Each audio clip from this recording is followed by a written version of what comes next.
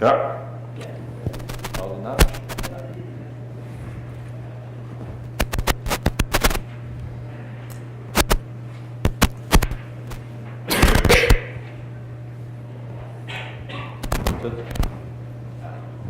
I have made that abstract in the printings, so I will talk five items. First, I will talk a little bit about what changed, the environmental change in China. So to set up scene, what change that happened in China, leadership, economy, environment, climate change, etc. Professor Zheng has mentioned a little bit about China's situation. So for the recent years, the new government in power, just a big change in China. So the President Xi Jinping is a very strong leadership.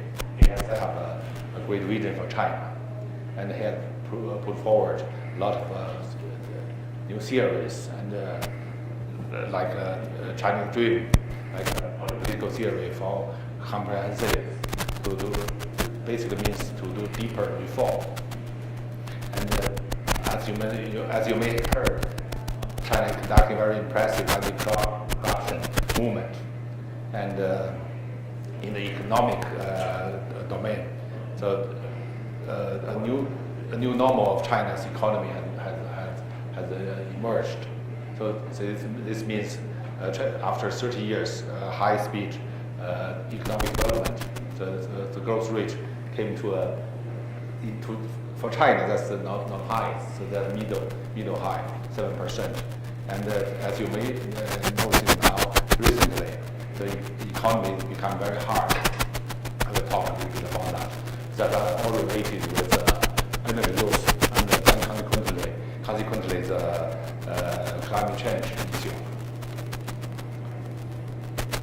In a way, so new leadership has caused a lot of great change. I mentioned that China's growth rate changed a lot. So previously it was more than 10%, 8%. Now last year it's 7%, and this year it's even there's a lot of reports is even slower. And then look at the GDP growth composition. So the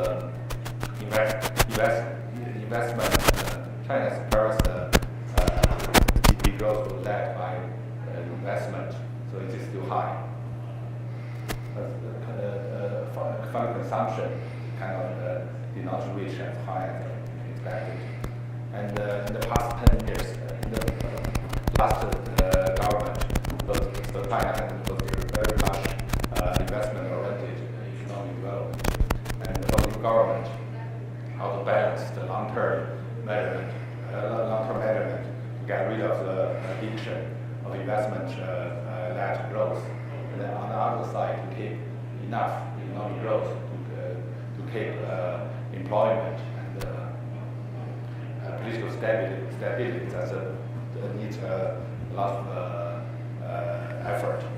So in the 18th Congress of Communist Party, there are several decisions, including comprehensive and deeper reform. Later I will talk about that. The market should play this decisive role in economic development. Professor Zhang has talked a little bit about the carrot there. So the implications is that a market should be emphasized. So state-owned companies should be commercially operated and encouraged to operate globally. And at the same time, China had a lot of challenge. I think you have heard a lot of that. So the recent focus is environment. So we talked a lot this morning, SOx, NOx, but they are not visible.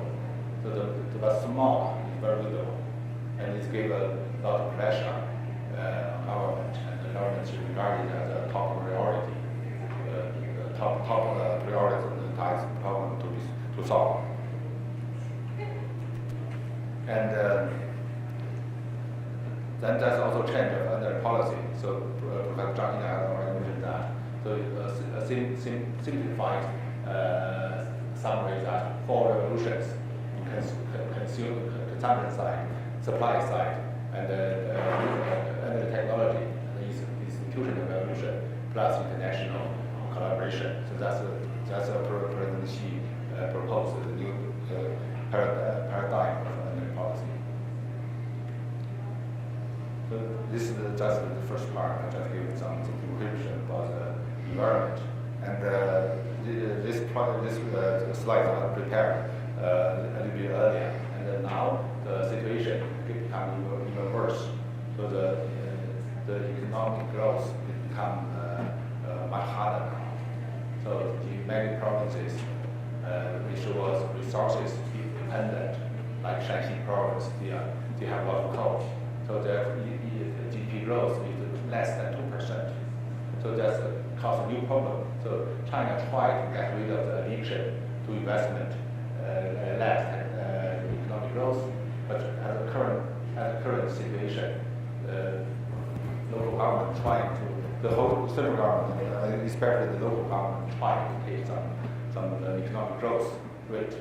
So what I'm afraid, and actually it's happening, is we come back to the investment or net development again, at least at the current stage. So this cause, this may cause a lot of economic inefficiency, and in my sense, and the risk.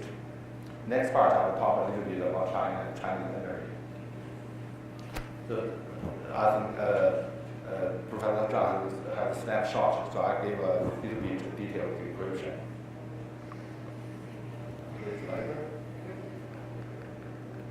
So China's population is roughly 20% of the world, not less, roughly 20. So only in recent years, China's annual energy consumption reached the world average, or a little bit past. And then China's energy structure is quite different from the other part of the world. So coal. So as we see here is a world energy mix. So coal is around 30%, and oil is one third. But in China, the energy mix is quite different. So the most visible difference is coal fraction. So China's coal provides about 70% of total primary energy. But on the other side, natural gas is much lower. And during the noon, this gentleman talked about nuclear. Nuclear current is only less than 1% of total energy consumption. But it's going to be developed. And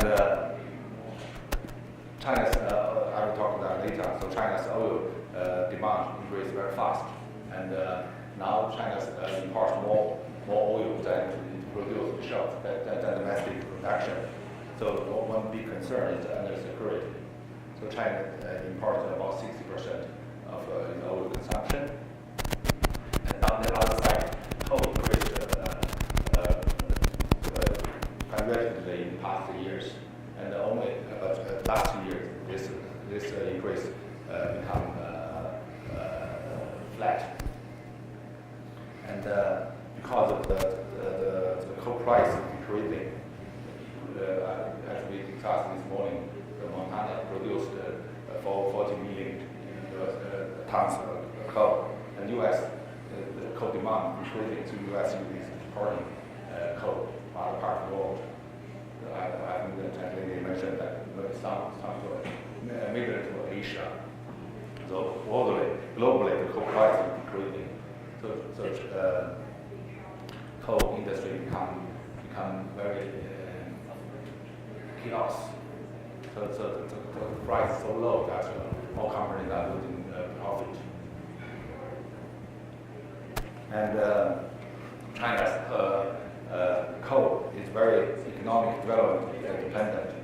So if you look at this picture, so this diagram we call it secondary one, developed by my group. So we make record of coal from domestic production in part. Then we use different technologies to convert it, then to feed the final industries. We can see that most of the coal are used for industrial purpose, and usually for residential purpose, commercial purpose, and other purpose. And this morning we talked a lot about pollution, but actually in China, a small percent are used for. I will see that. So from this picture, you can see that 50% of coal are used in power industry, and then another 50 are used for other purposes.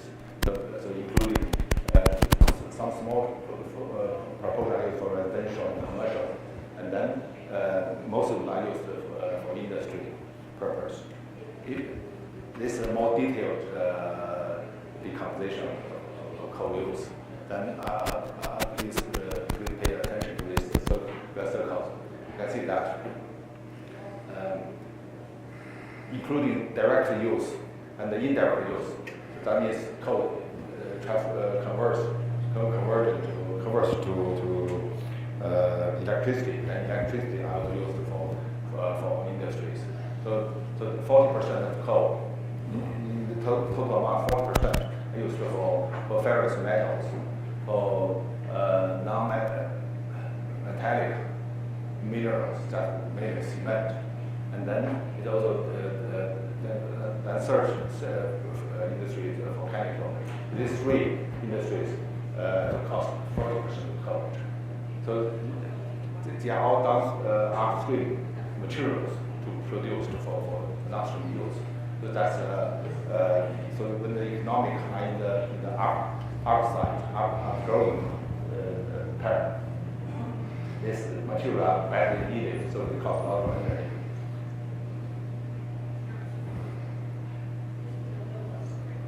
And then for oil, you can see these two slides are pictures.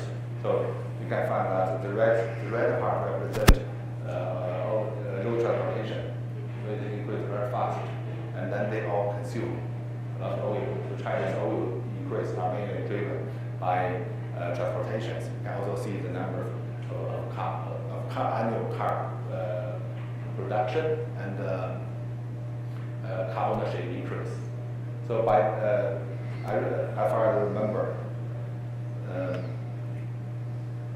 by the year 2013, the car ownership of 1,000 people is 80 in China, and this number is expected to increase. So although the economy not in good conditions, so diesel consumption is decreasing in China, but gasoline consumption is increasing because car ownership of single people is increasing. And this is the secondary one for oil use. So it's quite complicated and small. So I don't want you to recognize the detail, but I don't want to mention that. So as I mentioned, the oil consumption are mainly driven by transportation. So most of the oil are used for transportation, but there are still material sides of oil are used for chemicals, as feedstocks for chemicals. In China, ethylene are mainly made from naphtha, and so I think this is around 20%. So to replace that part of oil consumption, we have oil security. So this is why China paid a lot of attention to coal chemicals. So that means to use coal to produce methanol, and then from methanol to different chemical products like ethylenes. That the value of this pathway to save some oil and then to help in the security. But this can cause a problem. When the oil price is high, this path is profitable. But now the oil price going down, and first profit becomes becomes a big problem. And on the other side, the energy efficiency is low and the carbon emission is high. So in the later part, I talked about the factor. This is one of the factors that will affect future emissions. Then we talked a lot about this morning about gas. So natural gas grows very fast in China. So I think last year it is around 192, roughly 192 billion cubic meters. And the plan for natural gas consumption by the year 2020 is 400 billion cubic meters. That is double compared to last year's consumption. And in China, the unconventional gas also developed quite fast. But mainly the type gas. So China has a plan to produce shale gas up to 6.5 billion cubic meters by the end of this year. And but the progress goes very slowly, goes quite slow. And recently, the central bank has made some breakthrough in Chongqing area. So most likely, by the end of this targeting will be more or less met. So maybe 5 billion cubic meters. But in general sense, because the cost of shale gas is high, and then the supply situation in Asia improved a lot, because globally the natural gas supply become surplus, and especially in Asia, a lot of LNG projects are being conducted, and now natural gas supply is demand not strong enough, so the motivation to develop shale gas is decreasing in China.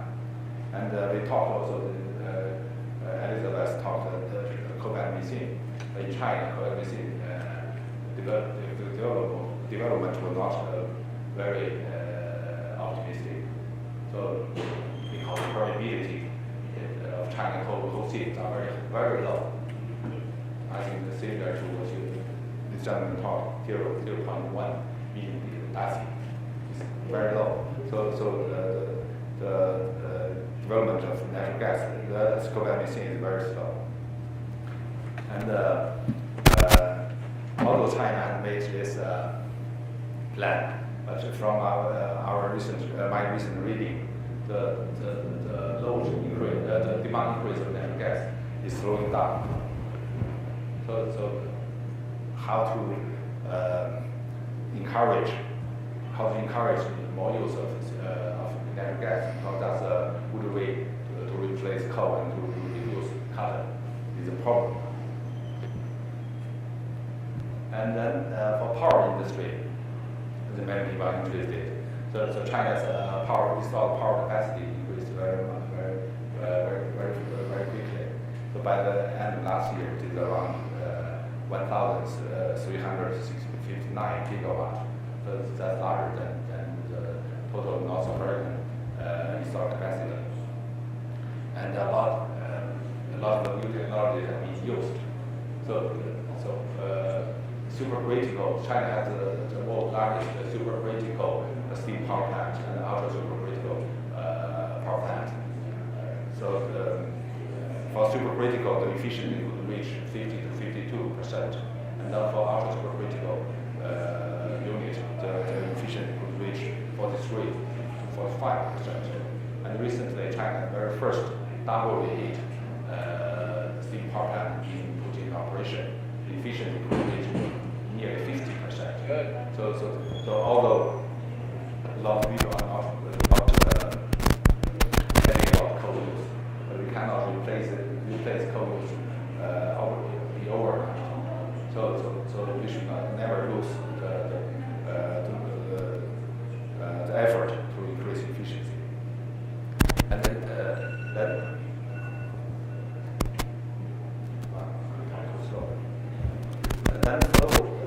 another number for the wind and solar, and nuclear. From this slide, you can see that the blue bar represents wind power development. So it increased very fast. So by the end of last year, China has built around 1,000 gigawatt wind power. So that's world's largest fleet. And at the same time, solar for nuclear was increasing quite impressively. So by the year 2020, 50 gigawatt nuclear power plant will be installed, plus 30 gigawatts in construction. So China has determined to develop nuclear power. And another impressive thing you can see from the pictures, the red bar, the photovoltaic increased very strongly. And then the worry in this power industry is overcapacity. So now the economic growth has slowed down. Now overcapacity problem become very obvious. So from this picture, you can see the average annual operation hour of a coal-fired power plant. So each year the time length is around 8,760 hours, but our coal power plant runs less than around 4,700 hours. So that means there's a big overcapacity. And the next part I'd like to say that low carbon transition has been happened. In the last time I talked with colleagues. So actually, because there's a future prospects that carbon will be taxed. So China's companies has started to invest more on non-fossil energy rather than coal. So they really start coal power plant. The growth rate slowed down. And also the total structure. So you can see that this is a coal fraction, the right hand unit. So it's very small. So you notice it decreased very slowly, but it happened. And then at the same time, non-fossil oil fraction kept flat, but non-fossil energy fraction and also natural gas fraction increases. And if you look at the bottom right lines for power, you can see that natural gas power increases very fast. Natural gas increases very fast, but there's a problem with that because the price is high. Price of natural gas is still high, especially when coal price is much lower. So the natural gas power plant cannot make profit, and so that's give a big suspect about how whether natural gas can be applied in large scale in the future. And then related with low carbon, China has established 7 pilot carbon market to test this carbon trade mechanism. So Professor Zheng is more familiar with this field, and his team designed this national carbon trade rules. And what I want to emphasize that China has made in the low carbon pathway. China has made a lot of policies. So most important is in these two squares. So by the year 2020, China's carbon intensity will decrease by 45%, and by the year 2030, this number will decrease by 60%, and then the non-fossil energy fraction will reach carbon emission will peak before 2030, and the non-fossil energy fraction will reach 10%. Professor Zhang is more familiar with that. And I made a simple calculation. So this morning,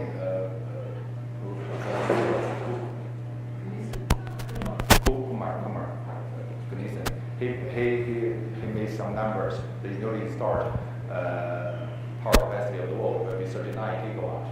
So then in China, so by the year 2030, China's single country increase will be around 800 gigawatts, 1,000 gigawatts. So almost at the same size as what we have right now. So that's a big task.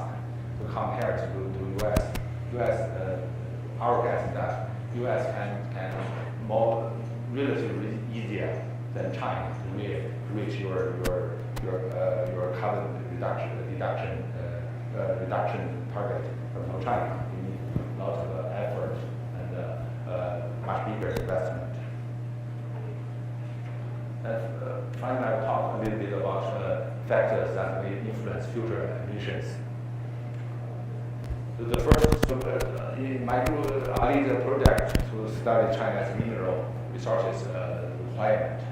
Then from this study, we realized that the world has experienced four cycles in economic growth, and the current time is the fourth cycle.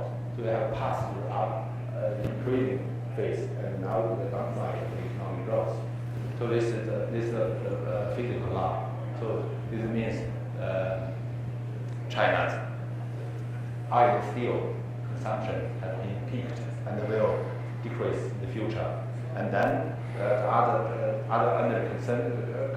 intensive products like aluminum, like copper, like cement will repeat and then decrease.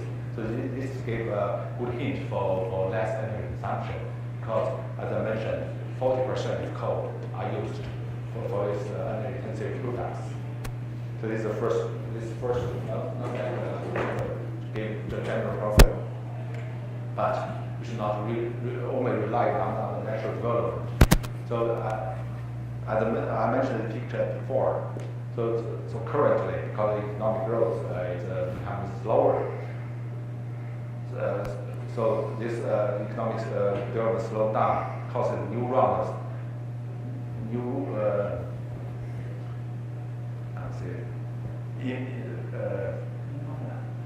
motivation to stimulate the economy by investment. So as I mentioned, a lot of work capacity has been formed in the past 10 years because of investment, surplus investment. So the worry is that new round of investment will cost more capacity in the future, and this makes the economy suffer. And then another factor is this the carbon trading plans. So only in September 25th, President Xi visited the United States, and with President Obama they announced several things. One thing is this carbon trade plans completely in China. So this will give some influence on energy consumption and emissions. And then another factor is energy industry reforms. As I mentioned, that natural gas utilization of natural gas is very important to China because it's a low carbon content and high efficiency. But I mentioned that because the price in China of natural gas is still high, so how to use that, whether it's affordable by industry, that's a big problem. So in the future, energy industry reform will affect the utilization of natural gas strongly. So there are two big reform plans under discussion in China, and there may be some actions by then this year. The power generation, the reform of power generation will provide renewable use and the coal use in the future. And that is oil and gas industry subject to reforming, including to open the monopoly upstream, to open the competition downstream, and then to allow third-party access to pipelines. So this morning I tried to ask the question to get the new energy like coal and steam, like shale gas, to be into the pipeline network, that's still a lot of institution of circles in China. So this is an important part for reform. And most likely, the pipeline company will be dependent from current or the gas company. That may give my estimation that this will lower down the cost to some extent. That makes the expensive things can be used. And there are some reform in market pricing. And then finally, chemicals, I mentioned that. So, and my friend's slide about a lot of people are working in China exporting coal equipment to other parts of the world. I don't want to mention the number. China exports not only coal equipment, but a very high efficiency one, but also renewables and high railways that save a lot of carbon compared to the car export. So this concludes my presentation. Thank you. Sorry, I completed.